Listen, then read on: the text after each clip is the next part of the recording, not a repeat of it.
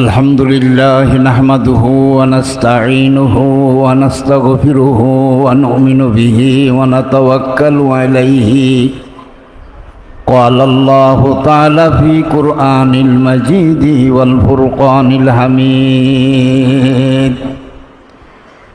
ليلة القدر خير من ألف شهر صدق الله العظيم।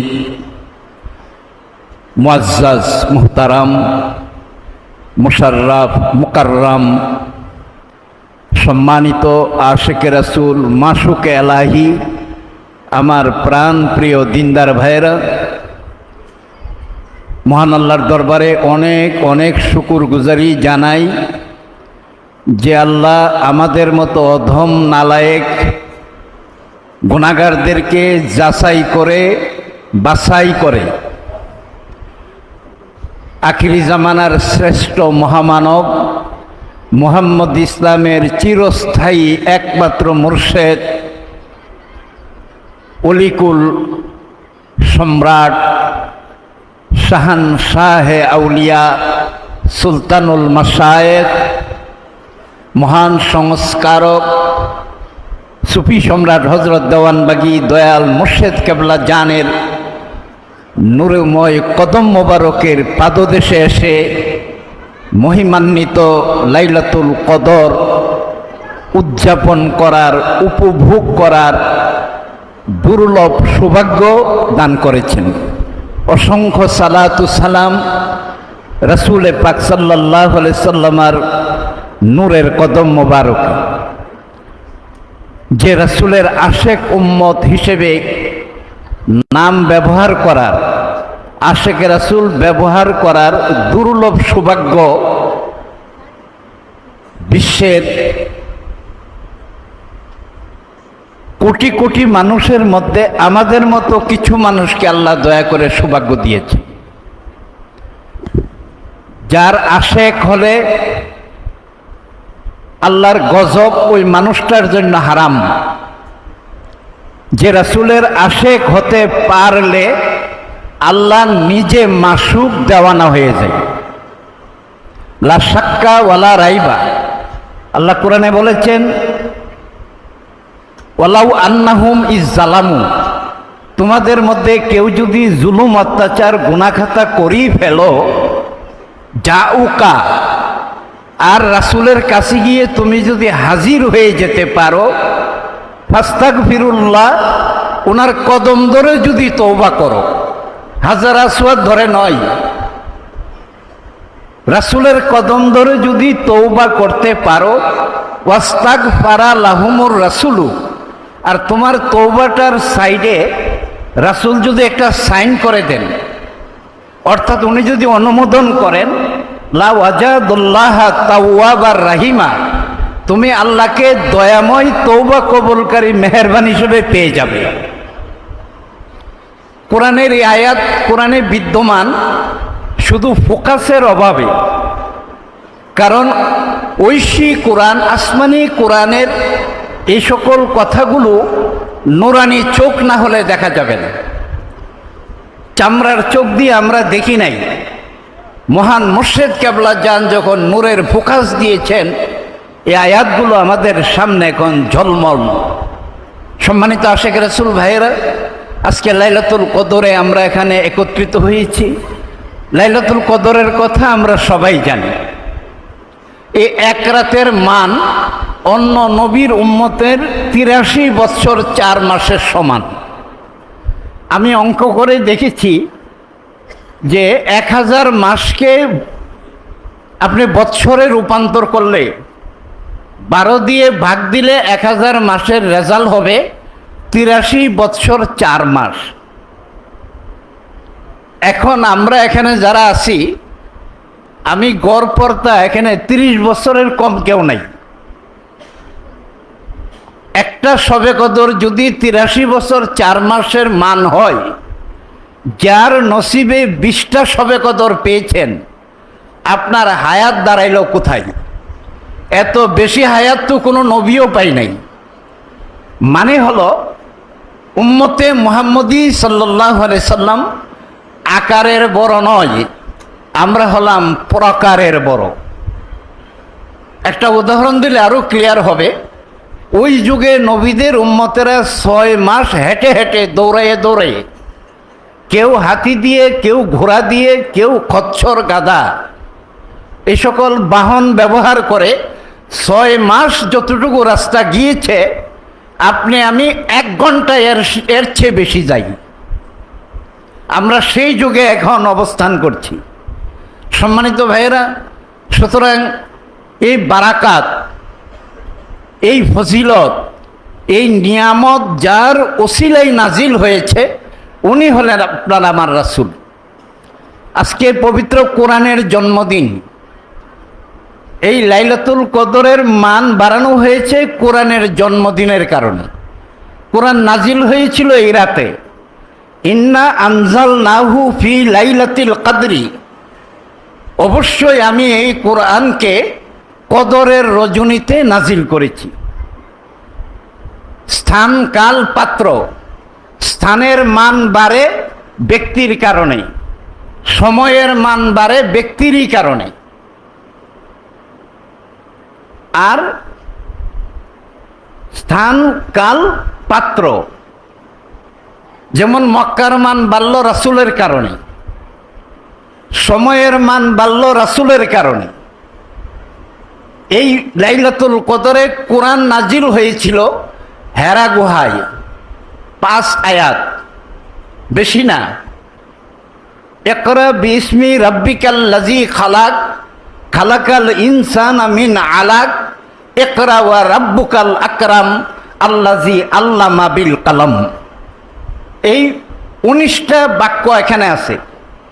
এই 19টা বাক্য, 19টা শব্দ এখানে ব্যবহার করা হয়েছে, 19টা শব্দ।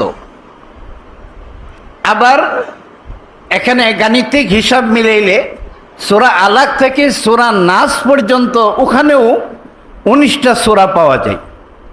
পবিত্র কোরআন যে 19 অঙ্কের একটা খেলা, 19 অঙ্কের একটা খেলা দিয়ে আল্লাহ কোরআনকে বেমিসাল এবং বেনজির করেছেন। সম্মানিত ভাইয়েরা, আমাদের সমাজে অনেকের নাম আছে রবিউল আউয়াল, আছে না? কথা বলেন, আছে না নাই? রবিউল আউয়াল চান যে কখন আয় আর কখন যায়, হ্যাঁ কিন্তু জানে না। অনেকের নাম আছে আব্দুর রহমান, দয়াময়ের বান্দা, মারপিট লাগলে উপায় নাই। দয়াময়ের বান্দা দূরের কথা, মারপিটে নাম্বার 1। নাম রাখছে আব্দুর রহিম, দয়ালুর বান্দা, হ্যাঁ সারাদিনই ঝগড়া করে। নাম রাখছে আব্দুল কাদির, সর্বশক্তিমানের বান্দা, হ্যাঁ দাঁড়াইতেই পারে না। হ্যাঁ, পায়ে এমন রোগ তার, হ্যাঁ দাঁড়াইতেই পারে না। সর্বশক্তিমান তো দূরের কথা। নামের বড়াই করো না কো, নাম দিয়ে কি হয়? নামের মাঝে পাবে না কু সবার পরিচয়। মতিঝিলে মতি নেই, নেই কোনো ঝিল, সোনার গাঁয়ে সোনা নেই, আছে শুধু বিল। রাজা নেই, শাহী নেই, রাজশাহী নাম, হাতি ঘোড়া কিছুই নেই, আছে ল্যাংরা আম। কর্ণফুলীর কানেতে কেউ দেখিনি তো ফুল, সোনার বুড়ি গঙ্গায় বুড়ি নেই, আছে শুধু ঢেউ।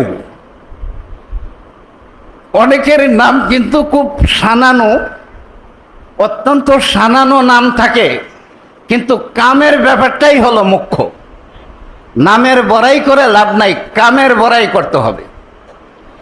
সম্মানিত ভাইয়েরা, এই লাইলাতুল কদর আসে আমাদের কাছে আমাদেরকে মহিমান্বিত করার জন্য। যার জন্য আছে খালি বাড়িতে আছে, যার জন্যে নাই শাদি বাড়িতেও নাই। অনেক লোক বিয়ে বাড়িতে যায় ভালো খাবার দাবার খাওয়ার জন্য, এমন কাজ্জা লাগছে মাইরের সুডে, খানা তো দূরের কথা, জান বাঁচানি ফরজ। এমন ঘটনা কিন্তু আমরা প্রায়ই দেখি। যার জন্য আছে খালি বাড়িতে আছে। আমার মুর্শিদ কেবলা যান এই কদরের ব্যাখ্যা দিছেন যে রাসূলের জীবনের এই কদর এটি প্রাপ্তি হয়েছিল এই তারিখে। এখন আপনার আমার কদর হবে কিভাবে?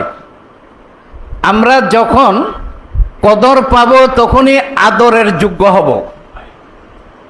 এই জন্য শব্দটা পাশাপাশি ব্যবহার হয়, আদর কদর। কদরের সাথে আদরের সম্পর্ক। আল্লাহর আদরের বান্দা হওয়ার জন্য কদর পাওয়া পূর্ব শর্ত। এই কদরের এটা হাকিকতের ব্যাখ্যা, তাসাউফের ব্যাখ্যা। এক এক নবীর কদর হয়েছে এক এক জায়গায়। ওই যে বলে এক এক নবীর মেরাজ এক এক জায়গায় হয়েছে, আসলে এই মেরাজ মানে এই কদরটা তাদের ওই সকল জায়গায়। যেমন ইব্রাহিম আলাইহিস সালামের কদর হয়েছিল নমরুদের আগুনের ভিতর, মুসা আলাইহিস সালামের কদর হয়েছিল নীল নদের ওই আল্লাহর বানানো রাস্তার মধ্যে, আইয়ুব আলাইহিস সালামের কদর হয়েছিল দুরারোগ্য বেদির মাঝে, ইউনূস আলাইহিস সালামের কদর হয়েছিল মাছের উদরে, জাকারিয়া আলাইহিস সালামের কদর হয়েছিল করাতের নিচে, নূহ আলাইহিস সালামের কদর হয়েছিল ভাসমান নৌকা জাবালে জুদি পাহাড়ের নৌকা ঠেকার সময়ে। আপনার আমার কদর যে কোনো সময় হইতে পারে। আল্লাহ যখন বান্দাকে তার নিয়ামত দেওয়ার জন্য নির্বাচন করেন, এটা দিনেও হতে পারে রাতেও হতে পারে। আল্লাহর কাছে দিনও নাই রাতও নাই। বৈজ্ঞানিক ব্যাখ্যায় গেলে আপনি পাবেন এখন পৃথিবীর কি সব জায়গায় রাত?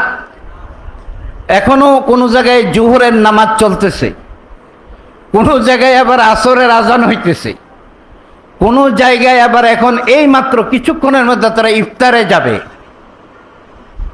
আল্লাহ পৃথিবীটাকে এইভাবে বানাইছেন যেন এটা ভারসাম্য রক্ষা করে সমান্তরালভাবে সকল মানুষের মধ্যে নিয়ামত ছড়িয়ে যায়।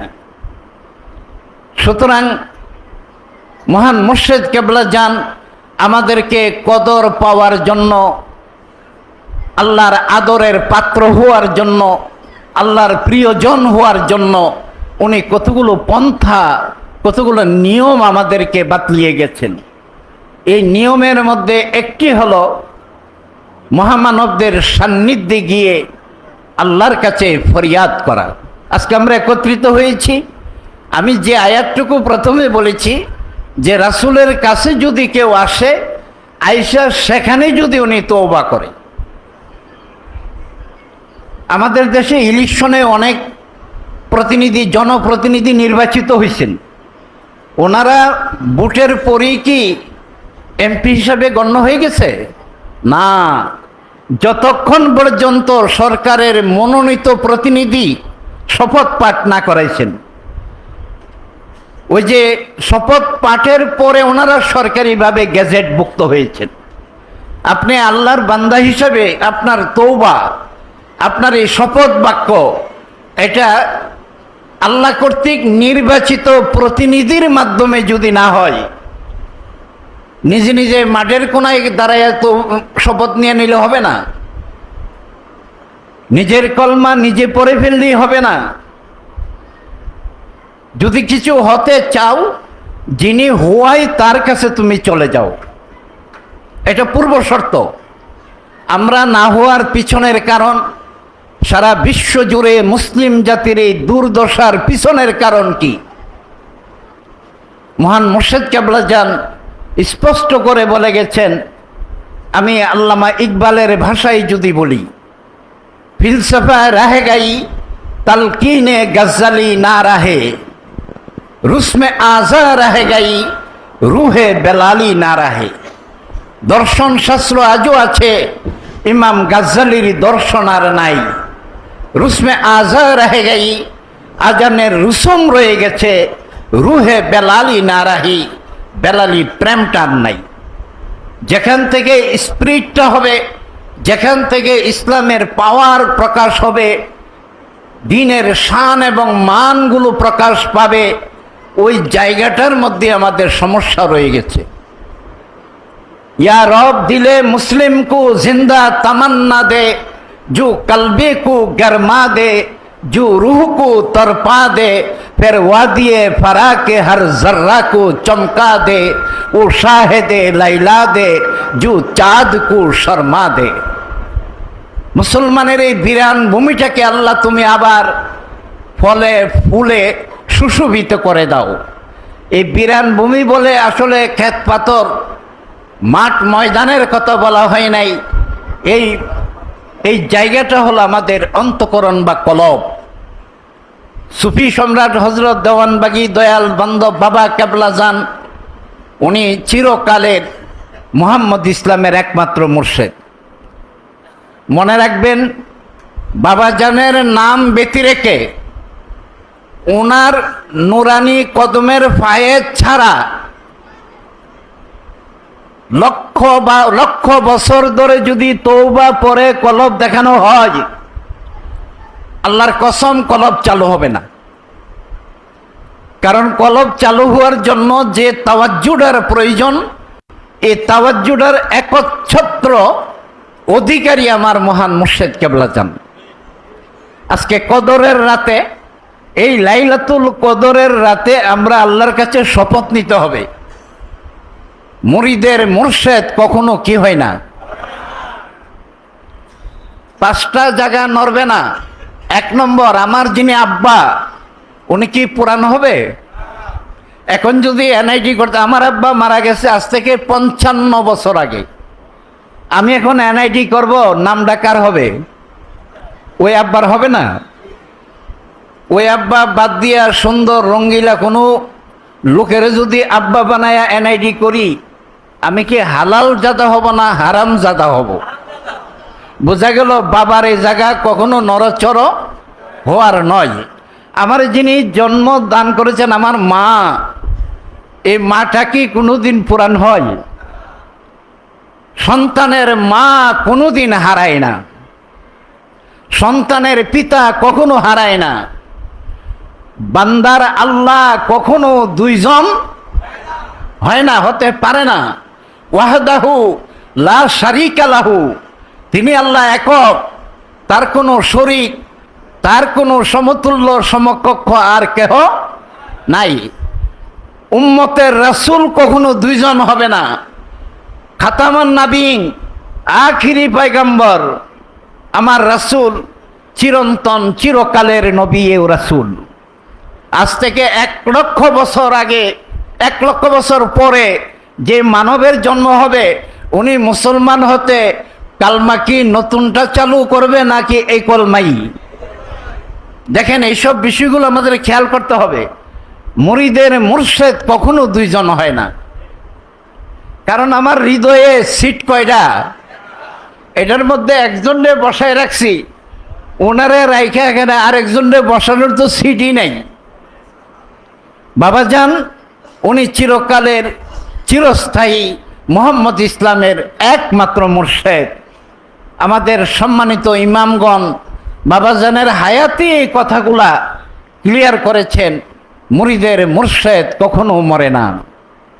সম্মানিত ভাইয়েরা, এই আকীদায়, এই ইখলাসের উপরে, এই বিশুদ্ধ নিয়তের উপরে আপনি আমি যদি তরিকার আমলটা করতে পারি, তাহলে আমরা ফলাফল পাব, ফলবান হব, লাভবান হব, আমরা ফলপ্রসূ হব। আর যদি এই ইমানের এই জায়গাটার মধ্যে বিন্দু পরিমাণ নড়াচড়া হয়, তাহলে ইনশাল্লাহ আমও গেছে, সালাডাও গেছে। আমরা অন্য কোনো পীরের দরবারের মতো লোক না। আমার মহান মুর্শিদ কেবলা যান, উনি ছিলেন অনন্য, ওনার মতো আরেকজন অন্য ছিল না। আমি বলি বেমেসাল, ওনার কোনো মেসাল নাই। বেনজির, ওনার কোনো উদাহরণ নাই। এমনকি উনি যে জামা মোবারক ব্যবহার করেছেন, ওনার জামা মোবারকের মতো আর কোনো হুজুরে দেখছেন? জোরে বলেন।